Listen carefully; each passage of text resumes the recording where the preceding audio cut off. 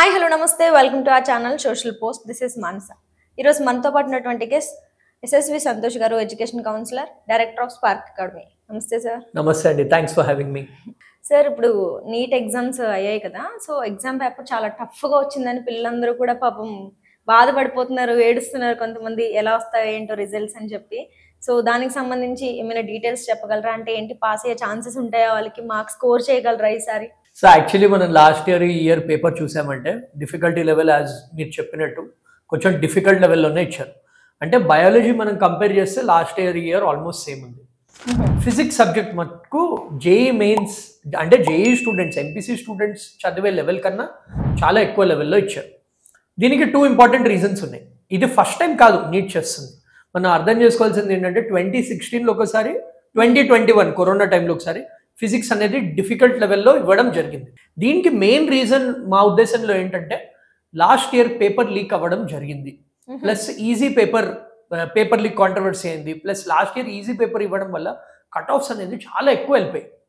అంటే 620, 630 వచ్చిన స్టూడెంట్స్కి కూడా గవర్నమెంట్ కాలేజెస్లో సీట్స్ అనేవి రాలేదు. సో అందుకని ఫిల్టర్ అవుట్ చేయడానికి ఈసారి ఫిజిక్స్ లెవెల్లో చాలా పెంచేశారు అనమాట. అంటే యాక్చువల్లీ అంత పెంచకపోవాల్సిందే, ఎందుకంటే ఇది ఎంపీసీలో జేఈ మెయిన్స్ కొన్ని అడ్వాన్స్ లెవెల్ క్వశ్చన్స్ కూడా ఇచ్చారు. అంటే టాప్ ఫిజిక్స్ టీచర్స్ కూడా వాళ్ళకి 3 hours పట్టిందంట పేపర్ సాల్వ్ చేయడానికి. సో వాళ్ళకే ఎంత టైం పడితే బట్ పిల్లలకి ఎంత టైం పడుతుంది. సో అది definitely tough. But having said that అది డిసడ్వాంటేజ్లో చూడాల్సిన అవసరం లేదు ఇప్పుడు. ఎందుకంటే ఎప్పుడైనా టఫ్ పేపర్ వస్తే కట్ ఆఫ్స్ అనేవి తగ్గిపోతాయి. సో ఒకళ్ళకి టఫ్ అనిపిస్తే వేరే వాళ్ళకి కూడా టఫ్ ఉంటుంది. సో కట్ ఆఫ్స్ అనేవి తగ్గిపోతాయి. సో ఫిజిక్స్లో కూడా ఎవరైతే 18 to 20 క్వశ్చన్స్ అటెంప్ట్ చేయగలిగారో వాళ్ళు స్టిల్ వాళ్ళకి మంచి స్కోర్ అనేది వస్తుంది. ఇది ఎందుకంటే రిలేటివ్ ఎగ్జామ్ కాబట్టి అందరికీ టఫ్ పేపర్ ఉంటుంది కాబట్టి లాస్ట్ ఇయర్ లాగా ఎక్కువ కట్ ఆఫ్స్ కాకుండా ఈసారి కట్ ఆఫ్స్ తగ్గి స్టూడెంట్స్ ఎవరైతే మంచి స్టూడెంట్స్ ఉన్నారో వాళ్ళకి వచ్చే స్కోర్ చేసే అవకాశం ఉంది. కెమిస్ట్రీలో ఈసారి ఏం చేశారంటే డిఫికల్టీ లెవెల్ కొంచెం పెంచారు. ఇన్ ది సెన్స్ దట్ కొన్ని types of questions like multiple choice questions, కొన్ని multiple correct answer type questions, అంటే వేరియస్ కాన్సెప్ట్స్ ఇన్వాల్వ్ చేసి ఒక గుడ్ పేపర్ అనేది సెట్ చేశారు. సో స్టూడెంట్స్ అది ఎక్స్పెక్ట్ చేయలేదు.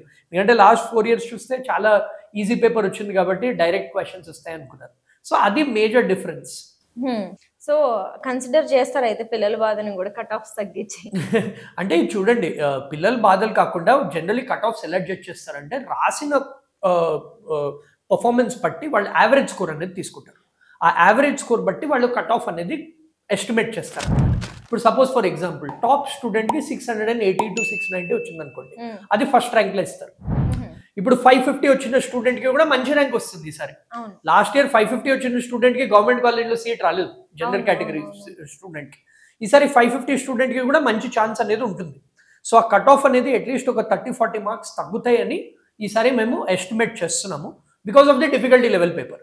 సో అందుకే నేను పేరెంట్స్ స్టూడెంట్స్ చెప్తున్నాను, వరీ అవ్వకండి, ఇది అందరికీ టఫ్ వచ్చింది. సో కట్ ఆఫ్స్ అనేవి డెఫినెట్లీ తగ్గుతాయి. సో కట్ ఆఫ్స్ తగ్గితే ఆబ్వియస్లీ వాళ్ళకి 500, 550కి కూడా వాళ్ళకి కాలేజెస్ వచ్చే ఛాన్సెస్ అనేవి ఉంటాయి ఎంబీబీఎస్లో. సో నీట్ ఎగ్జామ్లో నెగిటివ్ స్కోరింగ్ కూడా ఉంటుందేమో. ఎస్, మరి ఇప్పుడు అవి కూడా కన్సిడర్ చేస్తారంటే ఇప్పుడు కొంతమంది ఏదో ఒకటి అటెంప్ట్ చేస్తే టఫ్ వచ్చింది కాబట్టి ఆబ్వియస్ గా వదిలేసే కన్నా ఏదో ఒకటి అటెంప్ట్ చేస్తే అన్న మనకి తగులుతుందేమో అన్నట్టు కూడా అలా చేసిన వాళ్ళకి డిసడ్వాంటేజ్ ఉందండి. ఎందుకంటే నెగిటివ్ మార్కింగ్ కాబట్టి వదిలేస్తే బెటర్ నన్ను అడిగితే. బికాస్ చాలా మంది స్టూడెంట్స్ ఏం చేశారు, ఒక 15-20 క్వశ్చన్స్ అయితే చాలా డిఫికల్ట్ లెవెల్ వచ్చాయి, వేరేవి కొన్ని అటెంప్ట్ చేసి కొన్ని ఏమో వదిలేశారు. సో వాళ్ళకి కూడా కట్ ఆఫ్ అనేది ఉంటుంది. ఇప్పుడు చూడండి, మనం స్కోర్ స్ప్లిట్ చేసుకున్నామంటే ఇప్పుడు 600 మార్క్స్ రావాలనుకో, బయాలజీ ఆల్మోస్ట్ సేమ్ లెవెల్ వచ్చింది last year. So around 300 marks బయాలజీలో వచ్చిందంటే మిగిలింది కావాల్సింది 300 మార్క్స్. కెమిస్ట్రీ కూడా మేనేజబుల్, మోడరేట్ పేపర్ వచ్చింది.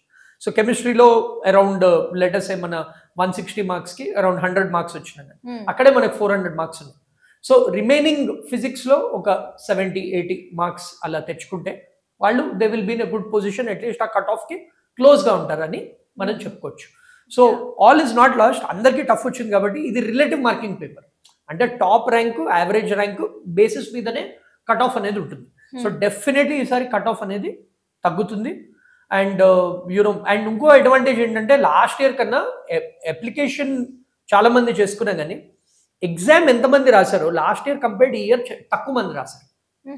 సో అది కూడా అడ్వాంటేజ్ స్టూడెంట్స్కి. అండ్ ఇంకో చోట ఏం చేశారు, గవర్నమెంట్ ఏమో సీట్స్ కూడా పెంచారు. సో సీట్స్ పెంచారు, తక్కువ మంది రాశారు, డిఫికల్ట్ పేపర్ వచ్చింది. అవును. ఇది అడ్వాంటేజ్ లో కూడా చూసుకోవచ్చు students.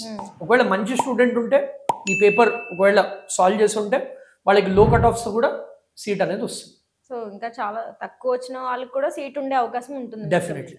Yeah sir, very nice information. Thank you so much. Thank you so much.